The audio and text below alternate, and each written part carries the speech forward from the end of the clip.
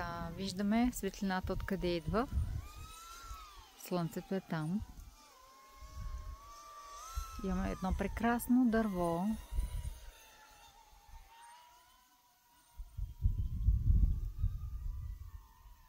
Сега ще ви демонстрирам колко е важна светлината. Т.е. вие да разпознавате откъде идва светлината, на къде е насочена и съответния ракурс.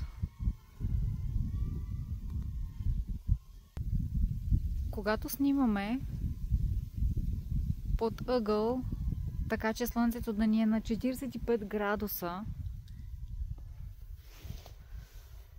в случая в дясно, това ако ни е 0, ето го слънцето, 90 градуса отиват още по-надясно. Достатъчно ни е да изберем 45 градуса, за да хванем тази прекрасна странична светлина. Виждате ли? Когато сте на сянка, дори в обедно слънце, каквото е в момента, тъй като в момента е точно 12 часа, може да направите прекрасен кадър. Ето, хванахме един такъв.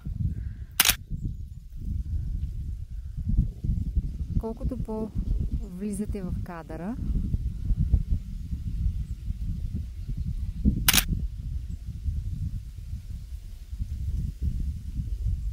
следите за композицията, може да хванем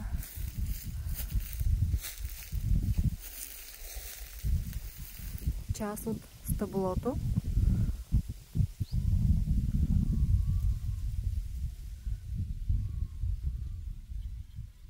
Ето така.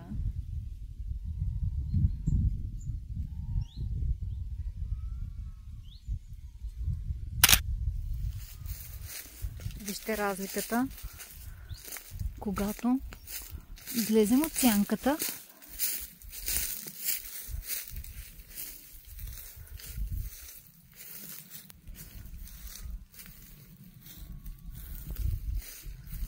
Застанем с гръб към слънцето. Направим снимка. Така, тук играта с сенките е много интересна, както виждате на стъблото. Дънера е много добър, така че може да се възползваме и с един нисък ракурс и приближаване. Даже още. Сега слънцето се скри зад облак. Виждате, тотално се промени веднага.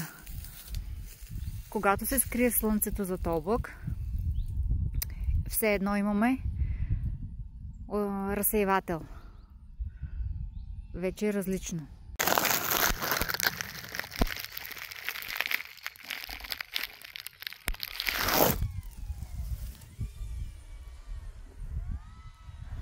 Така, и да отидем към това дърво, което няма никакви листа. Изсъхнало. Да видим какво може да направим с него. Така, когато няма слънце, виждате, ето имаме естествен разсейвател. Може да снимаме силует обаче. Прекрасна възможност. Виждате ли?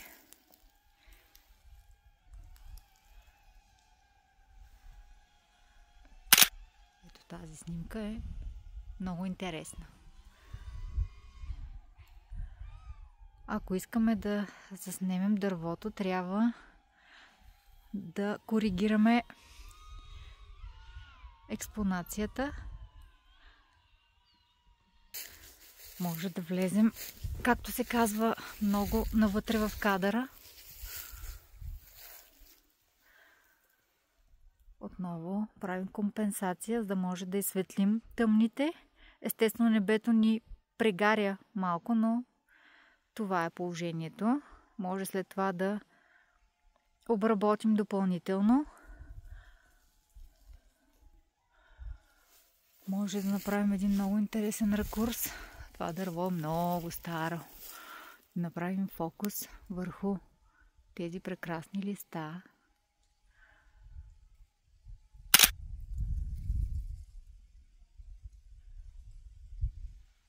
Когато приближим и фокусираме върху тях, съответно фона, което ни се явява стъблото на дървото, ще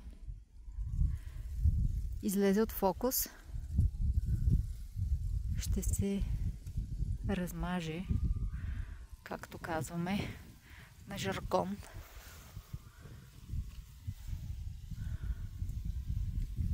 Може да снимаме и много близо.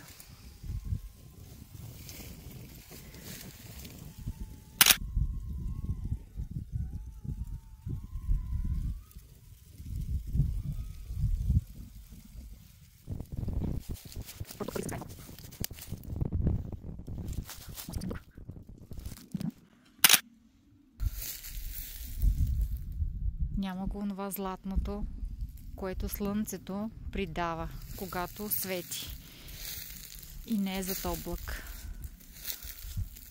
Тази светлина е много подходяща за портрети, между другото.